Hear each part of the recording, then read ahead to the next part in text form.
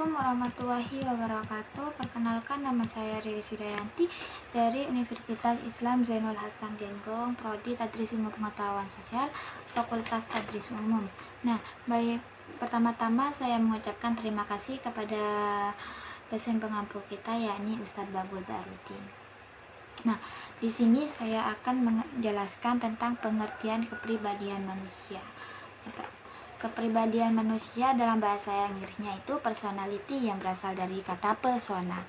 Nah, persona adalah kepribadian publik atau aspek pribadi yang ditunjukkan kepada dunia luar, atau juga bisa disebut dengan pendapat publik mengenai diri sebagai lawan dari kepribadian diri yang berada di balik wajah sosial.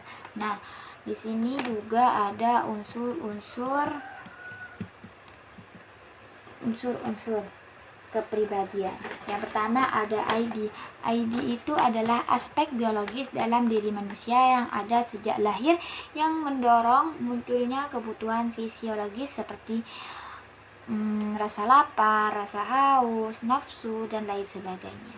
Nah, yang kedua ada superego. Superego itu adalah aspek moral dalam diri manusia. Superego juga sendiri itu juga merupakan aspek psikologis pada diri manusia yang menggambarkan sifat manusia untuk tunduk dan patuh kepada norma-norma sosial.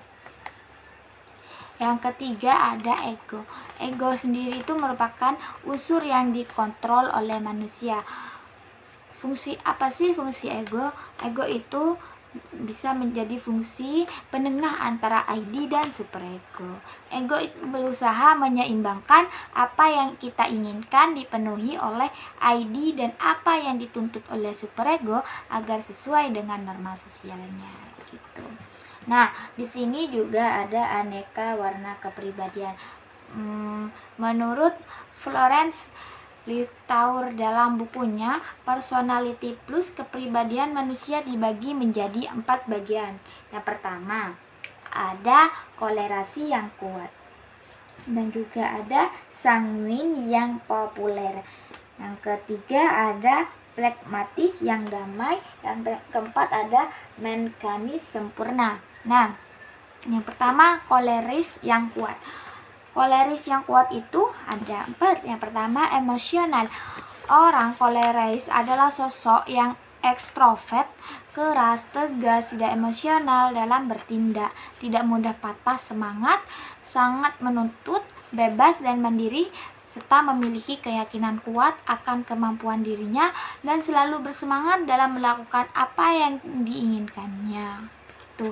Nah, yang kedua dalam pekerjaan. Nah, dalam pekerjaan, kolerasi yang kuat, tipe koleris ini sangat menyukai aktivitas. Mereka bisa melihat seluruh gambaran apa yang akan dikerjakannya, mentargetnya, cepat bertindak, selalu mencari solusi, paling praktis, dan sangat menekankan pada hasil akhir atau output. Nah, yang ketiga ada sebagai orang tua. Sebagai orang tua dalam tip koleris ini pintar dalam mengorganisasi rumah tangganya.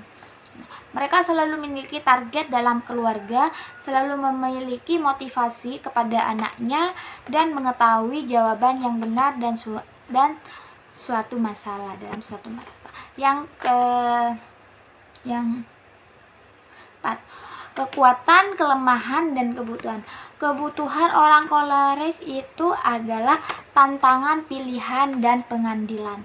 Orang koleris akan termotivasi jika 3 komponen ini terpenuhi. Nah, di sini juga ada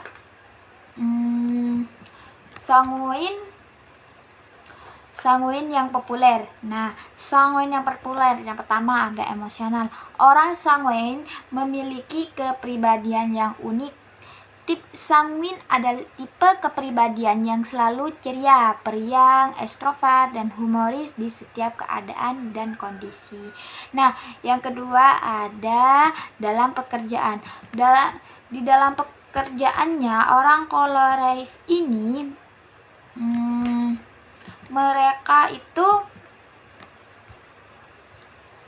adalah tipe tipe kepribadian yang selalu ceria, periang. Dalam pekerjaannya, orang sanguin ini orang yang menyukai hal-hal yang baru dan tidak monoton. Mereka sangat optimis, kreatif, dan inovatif. Nah, yang ketiga, sebagai teman. Dalam berteman, tipe sanguin ini adalah sosok yang mudah bergaul dan memiliki banyak teman. Mereka suka berbicara dan memiliki selera humor yang menggigit. Nah, yang terakhir, sebagai orang tua. Dalam berkeluarga, tipe orang sanguin akan membuat rumahnya menjadi tidak senang, menjadi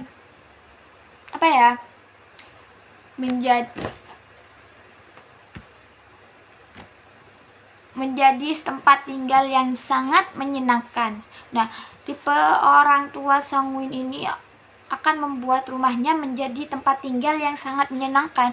Mereka mengubah kejenuhan menjadi humor dan tawa. Begitu. Dan yang terakhir, kekuatan, kelemahan, dan kebutuhan.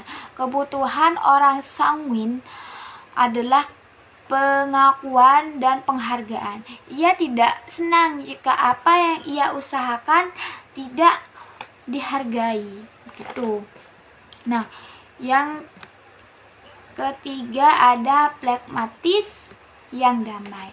Nah, orang pragmatis adalah sosok yang berkepribadian rendah hati, damai, tenang, kalem, introvert, dan pemalu.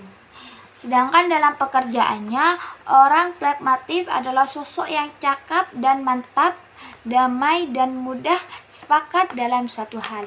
Mereka sulit untuk berkata tidak kepada orang lain karena mereka ingin menghindari konflik dan pertentangan. Sebagai teman, orang pragmatis adalah tipe kepribadian yang baik dan menyenangkan, mudah bergaul, dan santai dalam keramaian selama keramaian itu tidak berpusat pada dirinya. Mereka tidak suka menyinggung perasaan orang lain. Selain itu, mereka adalah pendengar yang baik. Nah, sebagai orang tua, dalam keluarga mereka adalah sosok orang tua yang baik, selalu menyediakan waktu untuk anak-anak mereka. Kekuatan dan kelemahan dalam orang pragmatis ini adalah penghargaan dan penerimaan. Mereka akan frustasi jika apa yang ia lakukan tidak dihargai oleh orang lain. Dan terakhir, melankolis yang sempurna. Nah, melankolis yang sempurna itu emosionalnya orang adalah sosok yang analitis, tekun, perfeksionis, introvert, pemikir, serius, dan juga rajin, cenderung jenius, berbakat, dan kreatif. Nah, dalam pekerjaan orang melankolis ini adalah sosok yang analitis. Dalam pekerjaannya itu, orang melankolis ini selain berorientasi pada jadwal, mereka juga sangat perfeksionis, gigih, standar, dan sangat mendetail. Nah, sebagai teman, orang melankolis ini sangat tertutup. Sebagai orang tua, tipe melankolis adalah menetapkan standar tinggi bagi keluarga mereka. Mereka ingin segala sesuatu yang dilakukan dengan benar dan tepat. Mereka selalu menjaga agar rumah tetap rapi dan bersih. Nah, kekuatan, kelemahan, dan kebutuhan. Kebutuhan dasar pribadi melankolis adalah jawaban bermutu yang didukung